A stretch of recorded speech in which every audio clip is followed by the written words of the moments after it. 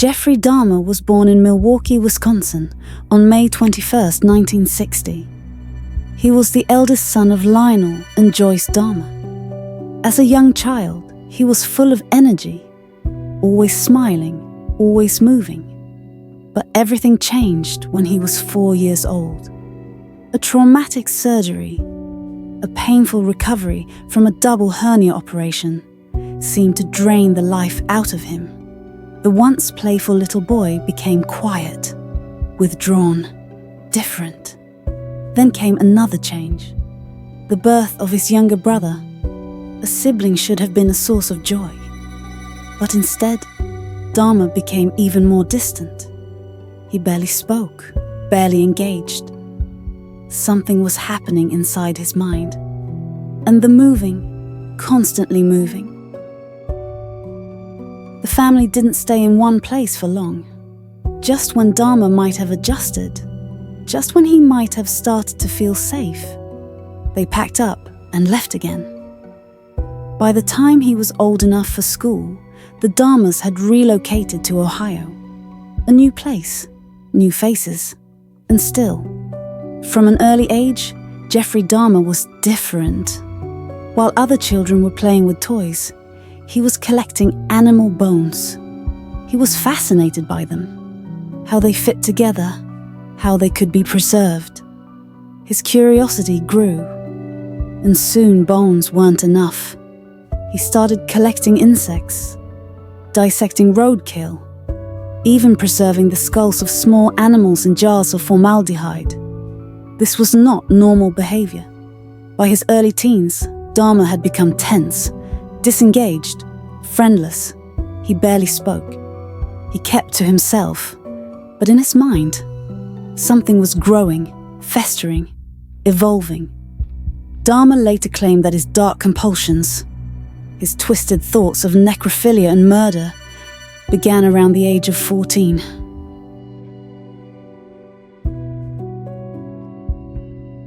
His parents' marriage was falling apart. Constant fights, yelling. Tension so thick you could feel it in the air. And then, the divorce. His mother left. And Dahmer, he was alone, again, and with no one watching him. His dark urges began to take over. By the time Dahmer was 14 years old, he had developed an addiction. Not just to his fantasies, but to alcohol. He drank constantly, at school, at home, in secret. By the time he committed his first murder at 18, his drinking was out of control. He enrolled at Ohio State University, but he barely attended class. After just 1 quarter, he dropped out. His father, desperate to straighten him out, forced him into the army. And so, in December 1978, Jeffrey Dahmer enlisted. He was sent to Germany. And for a moment, it seemed like maybe, just maybe, he could turn his life around. But a monster cannot be tamed. His drinking got worse. By 1981, just 2 years into his service, the army had enough. Dahmer was discharged. And so, with nowhere else to go, he went back home to Ohio. Back in Ohio, Dahmer's problems only grew. He was arrested for disorderly conduct. His father, tired of his drinking and failures, sent him to Wisconsin to live with his grandmother, Catherine Dahmer. For a moment, it seemed like things were better. But habits don't die. His alcoholism continued. His dark urges only grew. In 1986, he was arrested again. This time, for exposing himself to 2 young boys. He received a 1-year probationary sentence. But Jeffrey Dahmer wasn't just an alcoholic. He wasn't just a troubled man. He was a killer, waiting to strike.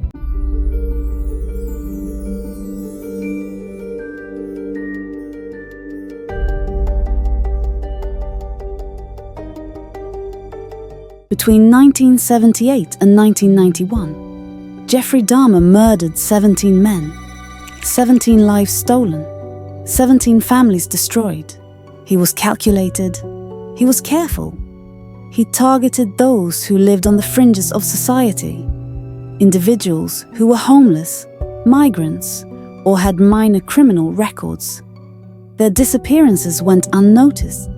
He would lure them in, promising money, a place to stay, or simply a drink. Once they were inside his home, there was no escape. They were drugged, strangled, violated, and then he would keep them. Body parts in jars, photos of his victims at different stages of death, skulls and bones as macabre trophies. This is why they called him the Milwaukee Cannibal. It all began in June 1978. Jeffrey Dahmer had just graduated from Revere High School. That's when he met Stephen Hicks, an 18-year-old hitchhiker, young, trusting, unaware of the darkness lurking behind Dahmer's polite demeanor. Dahmer invited him home. They drank beer, talked, but when Hicks tried to leave, Dahmer couldn't let him go. Didn't want him to leave. He picked up a barbell. Crack! He struck Hicks on the head. And then, he strangled him to death. The first victim. But Dahmer wasn't finished. Not even close. He dismembered Hicks's body, packed the parts into plastic bags, and buried them behind his parents' home.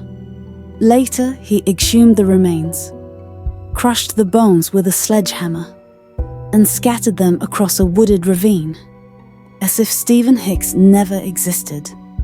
And for nearly 9 years, Jeffrey Dahmer didn't kill again. But when he did, he never stopped.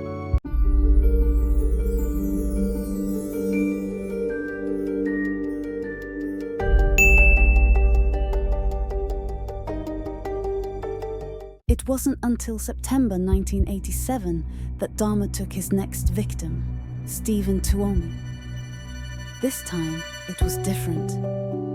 Dahmer and Tuomi checked into a hotel room. They drank heavily, but when Dahmer woke up the next morning, Tuomi was dead. His hands were bruised. He had no memory of what had happened. Dahmer later told police that he had planned to drug Tuomi, not kill him, but something inside him had snapped. I couldn't believe this had happened. But instead of calling the police, he went out and bought a suitcase. He stuffed Tuomi's lifeless body inside, dragged it back to his grandmother's house, and then he dismembered him, piece by piece. He kept Tuomi's head wrapped in a blanket for weeks. This was the beginning. The dark obsession had taken full control. After Tuomi, the murders kept coming. Dahmer killed 2 more men in his grandmother's house before she forced him to move out in 1988. She had no idea what was happening under her roof, but she had noticed the drinking, the strange young men coming in and never leaving, and the foul smell coming from the basement. It was enough. She wanted him gone. But Jeffrey Dahmer didn't stop. In September 1989, Dahmer targeted a 13-year-old Laotian boy. He lured him in with promises of taking nude photographs. This time, Dahmer was caught. He was charged with sexual exploitation and second-degree sexual assault. But he claimed that the boy looked older, and the court believed him. He was sentenced to 1 year of probation. While awaiting sentencing, Dahmer couldn't control himself. In March 1989, he found his next victim, Anthony Sears. He lured, drugged, strangled, and then he kept him. Dahmer found Sears particularly attractive and didn't want to lose him. So, for the first time, he preserved body parts. Sears' head and genitals were mummified. This was a turning point. Dahmer wasn't just killing anymore. He was collecting. At his trial for child molestation in May 1989, Dahmer appeared sorrowful, regret-filled, repentant. He spoke eloquently in his own defense. His lawyer argued he needs treatment, not prison, and the judge agreed. He sentenced Dahmer to 1 year in prison, but during the day, he was free. A day release sentence allowed Dahmer to work his job and return to prison only at night. And after serving just 10 months, he was released early. And once he was free, he went straight back to killing. The murders would only get worse. Over the next 2 years, Dahmer would kill 12 more people. His first victim during this time was Raymond Smith, a prostitute. Dahmer lured him in under the promise of sex, gave him a drink laced with sleeping pills, and then strangled him. But this time, he took photos. Photos of Smith's lifeless body, posed in suggestive positions, a twisted trophy. With his next victim, Edward Smith, Dahmer made a mistake. He wanted to keep his skull, so he tried drying it in an oven. But the heat was too much. The skull exploded. Dahmer later told police he felt rotten about Smith's murder, not because of guilt, but because he wasn't able to keep anything from his body. He called it a waste. Dahmer wasn't just killing anymore, he was experimenting. He began using chemicals to dissolve his victims' bodies. And then, cannibalism. He started eating his victims. He later admitted that consuming them made him feel closer to them. I was branching out. That's when the cannibalism started. Eating of the heart and the arm muscle. It was a way of making me feel that they were a part of me. Then came the lobotomies. Dahmer wanted to create zombies. He drilled into their skulls while they were still alive. He injected muriatic acid into their brains, hoping it would leave them in a permanent submissive state. But when Errol Lindsay, his 11th victim, woke up during the procedure, dazed and confused, and said, "I have a headache. What time is it?" Dahmer panicked and strangled him. On May 27, 1991, Dahmer's neighbor, Sandra Smith, made a frantic call to police. She reported that an Asian boy was running down the street. Naked, terrified. The boy was 14 years old. He was bleeding. He was incoherent. The police arrived. But then something unbelievable happened. Dahmer walked right up to them. He told the officers it was just a misunderstanding. He claimed the boy was his 19-year-old lover. The officers, without questioning it, took the boy back into Dahmer's apartment. The apartment stank of decay. One officer peeked inside the bedroom, but he didn't even check. If they had looked just a little deeper, they would have found Tony Hughes's dead body. Instead, they told Dahmer to take care of the boy. That night, after the police left, Dahmer injected hydrochloric acid into the boy's brain. He died instantly. Over the next few months, Dahmer murdered 4 more men. One of his last victims was Oliver Lacey, 24. After sexually violating Lacey's corpse, Dahmer dismembered the body. But this time, he wanted to preserve more. He kept Lacey's head and heart in his refrigerator. He placed his skeleton in a freezer. This was the end of the road. It all ended on July 22nd, 1991. That's when Tracy Edwards escaped. A 32-year-old black man, he was running through the streets, with handcuffs dangling from his wrist. Milwaukee police officers stopped him. Edwards told them, "A weird dude drugged me and tried to kill me." The officers followed him back to Dahmer's apartment. When they arrived, Dahmer was calm. He smiled. He offered to get the keys for the handcuffs. One officer stepped inside and looked around. Then he saw them. The Polaroid photos. Photos of dismembered bodies, photos of tortured corpses. The officer pulled his gun.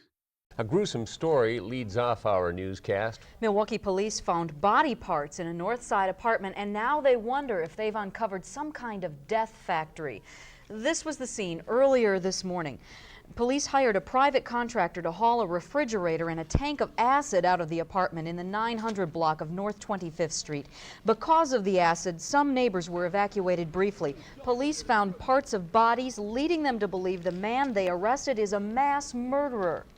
From our investigation, we feel that this individual strongly is involved in other homicides. We have taken evidence out of the building by the medical examiner to be examined. When Dahmer was finally subdued, he muttered, Stand right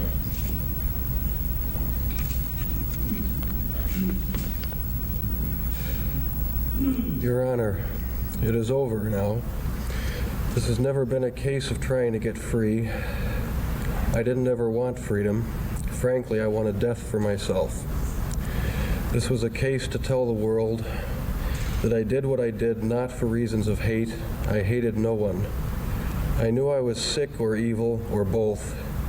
Now I believe I was sick. The doctors have told me about my sickness, and now I have some peace. By January 1992, the world was watching. Jeffrey Dahmer was on trial. His crimes had shocked the nation. His victims were predominantly young black men, leading to racial tensions inside and outside the courtroom. The security was unprecedented. An 8-foot bulletproof glass barrier separated Dahmer from the outraged public. And when the jury was revealed, there was only one black juror. The outrage was contained, but it was there. Inside the courtroom, Lionel Dahmer, Jeffrey's father, and his second wife sat through every moment, watching, listening, absorbing every gruesome detail. Dahmer initially pleaded not guilty to all charges. Despite confessing to everything during police interrogation, he attempted to escape responsibility. But eventually, he changed his plea to guilty by reason of insanity. His defense? Only someone insane could do this. And so, Dahmer's lawyers laid out the horrors in grotesque detail, hoping to convince the jury that no sane person could commit such atrocities. The jury didn't buy it. After just 10 hours of deliberation, on February 15th, 1992, they returned with their decision. Guilty, guilty, guilty on all counts. Dahmer was sentenced to 15 consecutive life terms, 957 years in prison.